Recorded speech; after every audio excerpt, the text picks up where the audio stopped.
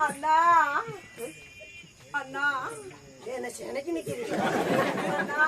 என்ன உனக்கு அண்ணன் ஐயோ அண்ணா என்ன ஐயா பண்ணுறாங்க அண்ணா அண்ணா இங்கே போயிருமா பார்த்தா அதாவது சாமி ஆடுகாலு முண்டைங்கள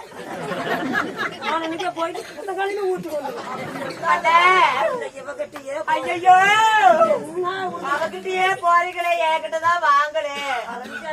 நான் என்னத்தான் பாரு அண்ணா அவனை பாக்காதனா என்னத்தை பாருண்ணா என்னையா உள்ளன இடமிச்சினா பார்த்தாலும் பூச்சி கூடாது அந்த